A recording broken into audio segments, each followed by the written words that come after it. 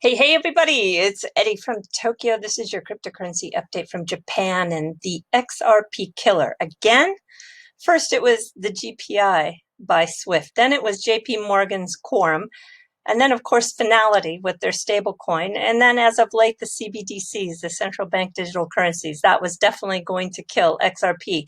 And now today, an article that seems to be the latest killer has emerged. This is the centralized RTGS solution global. And this solution is interesting. Yeah, it's definitely something that is needed. That is why Ripple is in this space. There is a lot of friction for cross-border remittances when you move money from currency to currency. What I find most strange about this whole fuss is that this solution was announced back in September 2019 at Sibos in London. And what this video will do, if I may, is give you as much information as I can that's relevant to the holders of XRP. Okay, let's go. So Nick Ogden, he is leading this charge. He is a very skilled entrepreneur. He's from Europe. He's currently living on the Channel Island of Jersey. He's the founder of WorldPay, which is a payment processing platform, and also the founder of Clearbank, which is the UK's first clearing bank in nearly 250 years. He is a self-proclaimed professional hacker, and he loves to remove friction. Let's just listen to this really casual interview that he had back in August 2019. What would you consider yourself? Would you consider yourself, I mean, you've been in banking, but it sounds to me like at heart you're a technologist. I mean, would you consider yourself a banker or a technologist? Or I'm definitely not a banker. None of my colleagues in Clearbank. In fact, they'd laugh if they. In fact, they will do if you leave that in this. They'll laugh. I'm definitely not a banker. Okay. I don't like friction in business process. I guess would be the sum. Yeah. Right. And so I try and remove it or change it or alter the process. And so if that makes me a technology guy, I'm a tech guy. If it makes me a marketeer, it makes me a marketeer guy. But I just that if you look back at the business successes I've been fortunate enough to have, all of them have removed some friction and changed the way the process works and makes it more efficient for the customer. Yeah, and that's the important bit. So in September, he gave an interview to FinExtra. This is September, and he was pulling back the covers on this project, and he speaks about the central value point of the solution.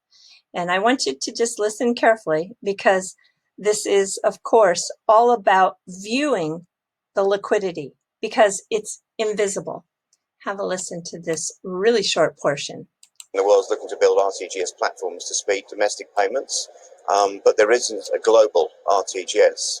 And one of the challenges facing international payments and payment transactions is the absence of the view on liquidity. When you make an international payment, your bank's making a payment between a bank. Actually, they quite like to know that the other bank's solvent and they're going to get paid back. It would be handy, yeah. Yeah, and believe it or not, even post, the Hearstack crisis of '74, the global financial crisis of 2008, we still don't see liquidity. It's invisible. So again, in November 2019, this was a big interview article in the FinTech Futures, and it's about clearing the liquidity fog in 300 milliseconds. And the explanation of the liquidity block came out, and it's a patent for 154 countries to unlock the transaction between two banks, built on a new technology. And at this time, it's on this stack with Microsoft. And they did set out to not be interoperable with Swift. At this time, they were just going to go it alone. Now, please don't forget that I want to come back to that point later on in this video, that they are not planning on being interoperable with Swift. And now, of course, Nick didn't build this on his own. This is his CTO. This is Andrew Smith, and he is also a founding member, according to his LinkedIn, of RTGS, and he's very active on Twitter. Yeah, you can see here that, well, there was a lot of tweets going crazy today on this subject. But he said, since when does it mean that if you're not DLT, you're centralized? You can operate a globally distributed architecture and not need DLT. So if we take a look at that architecture, we can see it here. I actually did a screenshot. I grabbed it from a presentation that was done at Codex in December 2019.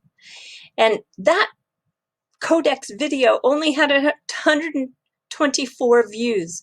So I think nobody has really been paying attention. I actually did 2 videos, but my reach is obviously not enough to cause a stir. And this video was explaining the lock on the UK sterling with the US dollar in a trial. And it attaches deep data with their messaging. And yes, it is distributed, but from a centralized provider using the SQL database. Now, Andrew, if I take you back here, Andrew submitted the patent for that method of system for secure transmission of funds on September 2nd, 2019, just about 3 weeks before the announcement of this system at Sibos in London. And on June 22nd, 2020, Nick gives his pitch to the Paris FinTech Forum. Only 11 people have watched this video. So it just seems like no one was paying attention until today. I want you to listen to why solving this $15 trillion friction has so many trying to solve it. And I will just play this short portion. Payment, where's the payment, phoning your bank up, where is the payment? And we worked this out, not just on our own, but with the World Bank and the IMF, because our initial number was about 2.7 trillion a year. And at a meeting in December in Washington, DC, they told me, no, Nick, you're completely wrong. It's $15 trillion a year. So it's a huge number. So if we can halve that in 5 years and put $7.5 trillion of cash flow back into the world's economy, that's certainly a prize going after. So how do we do that? And how do banks undertake transactions today if they don't know the other bank's got any money? Well, they send messages to each other. They trust each other. And it's the word trust which led to the Herstatt crisis in 1974 and the global financial crisis in 2007, because we really didn't know where the money was. And there's counterparty credit risk, there's systemic risk, there's a whole raft of issues. And believe it or not, banks have to provide capital against this risk. So if there's a way of reducing that capital and improving efficiency and delivering cash flow back into the world's economy, is probably a prize worth going after. So what are we doing? We're making bank liquidity visible and auditable in real time. And we're building a pretty powerful system to do that on the Microsoft Azure platform, currently running in beta at about 36,000 transactions a second, clearing dollar to Aussie dollar transactions on a Sunday afternoon in 3 milliseconds. All right. So how do you make bank liquidity visible and auditable in real time? Anybody who's in the card processing business, and I founded WorldPay, will know the next slide and go, well, that's very simple. What we do is we lock liquidity on both sides of the transaction. We know the assets the counterparty bank has. So if I'm a bank in the UK and my customer wants a payment, make a payment in euros, I know I've got loads of pounds. I don't know the bank in France has got loads of euros. So I lock the liquidity of the UK bank. I lock the liquidity of the Euro bank. That takes milliseconds to do that because we have real-time access to the accounts. And we provide data to the regulators behind this, so there's regulatory audit in relation to the transaction flows. And when the customer, because banks have customers, says, I want to make the payment, we produce a thing called a liquidity block, which is nothing to do with blockchain. It's a complicated timestamp that releases the two locked values of money in euros and sterling and changes the ownership in real time simultaneously. We're going into a pilot with this in June. We've got 44 regulators around the world, about 460 commercial banks involved in the pilot. And this time next year, I'll let you know how it's going. Okay, so I think you understand a little bit better now. I'm going to move to a video where we really get down to the nuts and bolts. This took place on September 3rd. And you're going to see that banks have money committed to ensure liquidity. It's a synthetic central bank that is real money tied back to central bank reserves. Tied, when you're tied down, you're trapped, all right? And I'm listening to the benefits because I'm trying to figure out what this system has that RippleNet technology doesn't have. And also, what is it that could replace XRP? So I really spent a lot of time really studying this. And you're going to see that when you listen to the benefits like instant settlement, that's the same as Ripple. Transactions are immutable, unable to change. That's the same with distributed ledger technology, same as the XRP ledger. Very fast. Okay, so 3 to 5 seconds versus the 50 milliseconds. I mean, both are very fast. Happens on a Sunday? Of course. Ripple happens 24/7, 365 days a year. Service level to customers? Same. You know exactly where your money is. Ripple calls it transparency, and they are calling it just having that visibility. But it's definitely needed in this space because before GPI came into existence with Swift, there was absolutely zero transparency. And also, too, you're going to hear, and I really want you to listen hard, that he says, we believe there are some capital savings for banks. Not there are, not there is, not this is how much they will save because of this. We believe there is some capital savings for banks. So they're just now coming to market. But I really want to go back to that point of there is belief that there's going to be some capital savings. All right, if there is, you have to really give me a clear picture of where that savings is, because if you are really working with fiat and that liquidity is insured and it is tied, you're just tying it into a new account. You're not calling it a Nostro account. You're going to see here it's called a what's it called? A RTG settlement account. It's held in a new account. They just have a new name for it. All right. So when you hear that it's eliminating the Nostro account, yeah, well, if you're within the RTG settlement ecosystem, you're not going to use a Nostro account. You're going to hold it in a new account. We're going to play that too. But before I just put the cart in front of the horse, I want you to keep the horse in front of the cart so that we just stay in sync here with the way I'm unfolding this. So have a listen to this portion here. It's very short. The RTGS does is it enables us to make sure banks have got money before a transaction occurs. Now that might seem incredibly simple and something one would have assumed has happened ordinarily before, but believe me or not, it didn't, right? And so what effectively we've done is we've built a very sophisticated system which checks into bank liquidity, confirms the liquidity, locks the liquidity for the beneficiary banks, and when they agree to do a transaction, transaction takes place in 50 milliseconds. So it's instantaneous.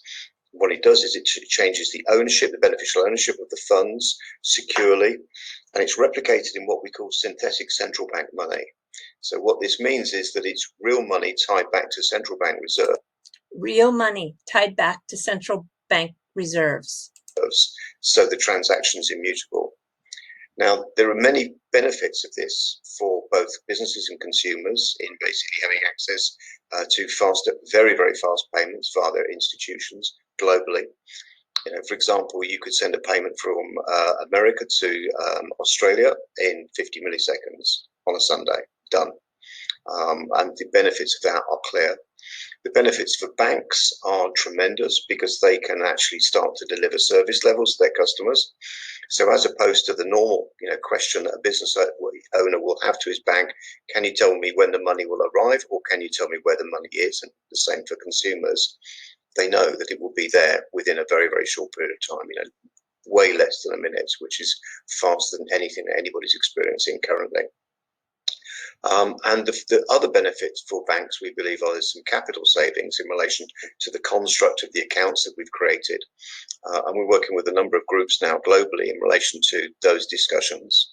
And quite interesting, the Bank of International Settlement produced a report about 5 weeks ago, which Sir John Cunliffe, who's one of the deputy governors at the Bank of England, is the author of, or promoter of, effectively saying that what was required was some fundamental changes in the way that international payments were undertaken. Well, we know that everybody is trying to solve that because there needs to be an improvement on the system. All right, now I'm going to go just so you can really hear on the website. You're going to hear that these funds are just held in a new account. This is an equivalent to the US dollar to Bank A moving to the pound sterling to Bank B. It's still fiat. All right, don't forget that. It's still fiat. And the money is in a real-time global settlement account. All right, it's just a new name for a Nostro account. It's a new name because it's within this ecosystem of the RTGS.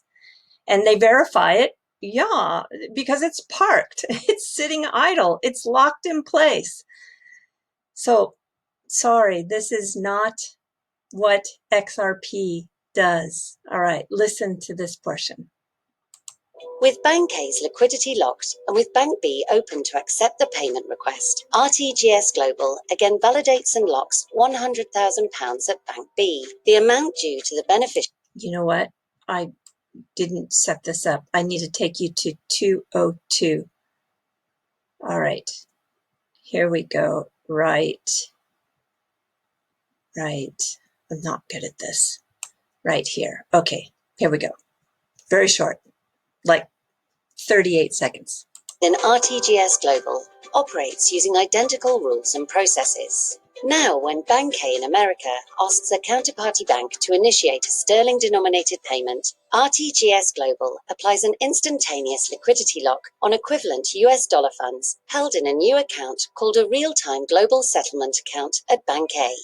This removes the need to pre-fund a Nostro account because RTGS.global validates and locks in real time Bank A's verified liquidity for the transaction, which is then available for the benefit of Bank B if the transaction is authorized.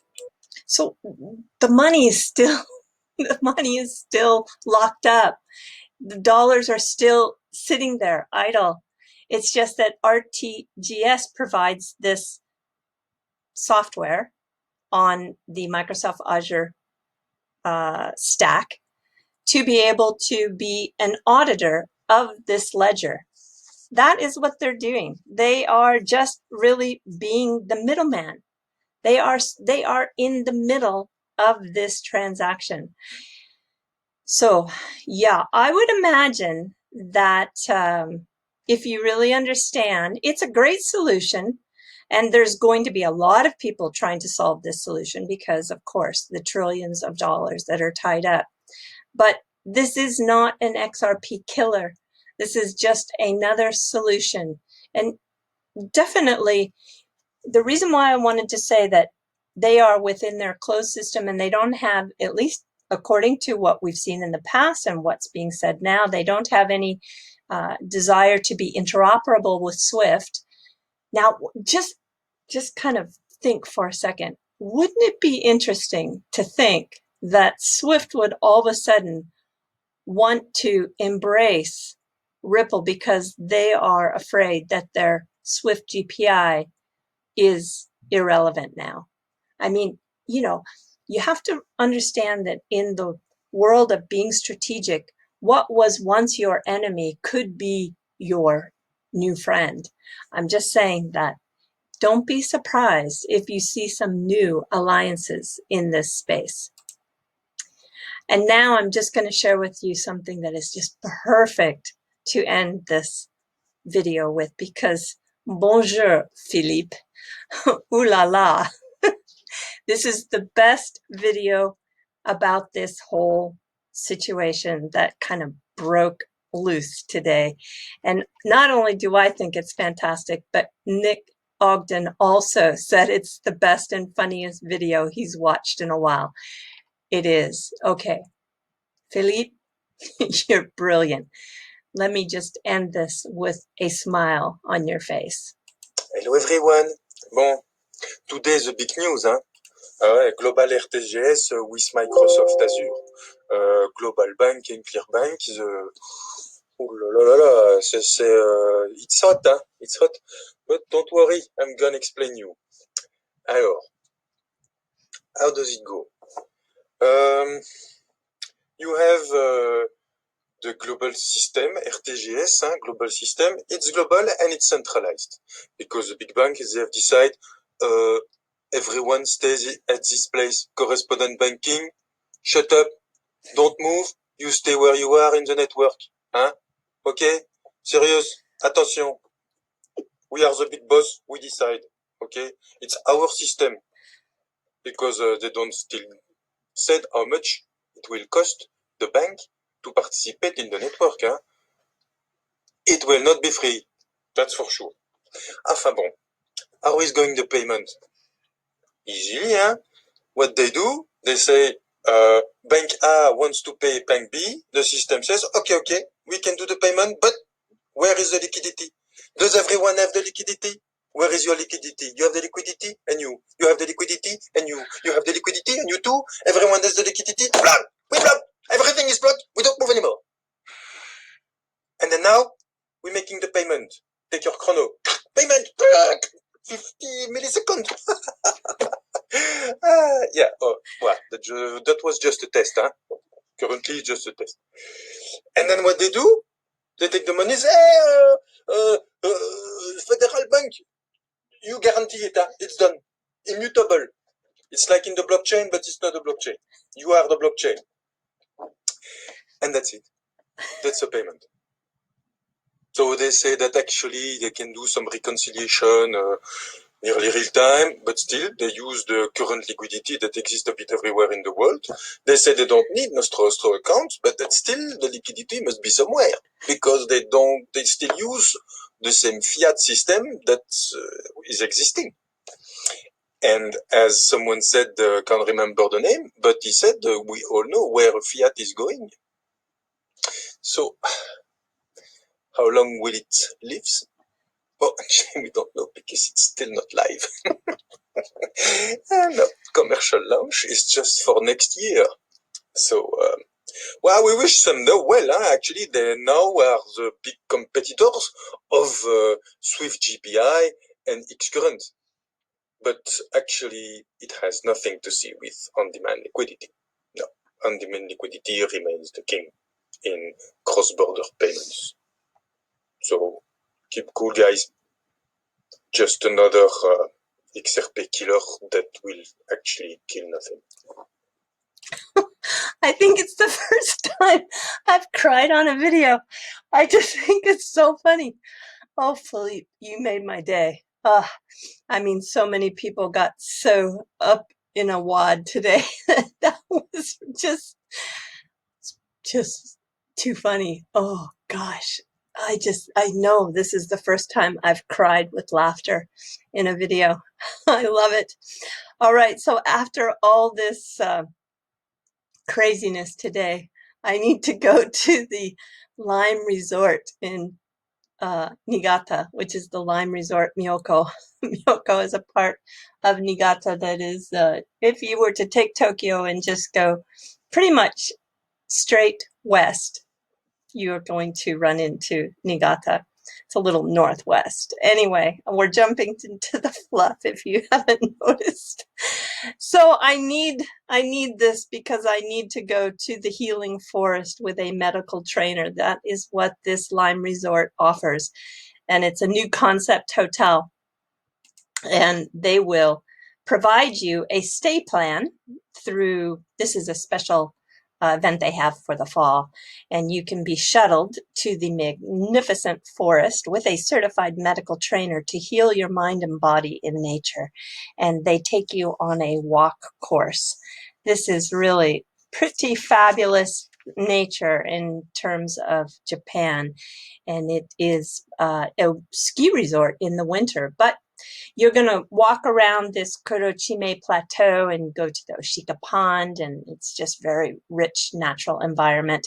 It's very high. It's like 2,454 meters high, and you're going to go on that trek for about 3 hours. And then when you come back, you can then be in this hotel room, which for $190 a night looks pretty perfect to me.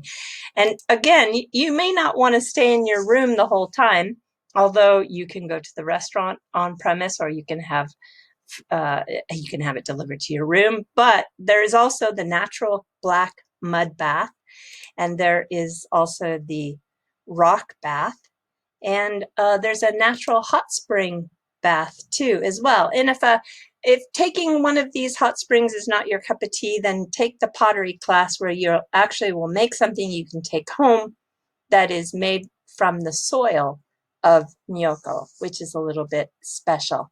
And if you can't come to this part of the world, well, I want to introduce you to a new spice. This is the taste of kanzuri, and it is a pepper spice which is made from peppers of this region that are preserved in sea salt, and then they are laid out on the first fresh snow, which draws the salt out. And these peppers are sometimes fermenting for years. And I want to just show you the actual paste and the label, kanzuri, because all the chefs around the world use it. And you can take a taste of Niigata home with you through just purchasing this paste. I am sure you will love it. All right, everybody. Yeah, do take care. Sayonara for now. Bye-bye.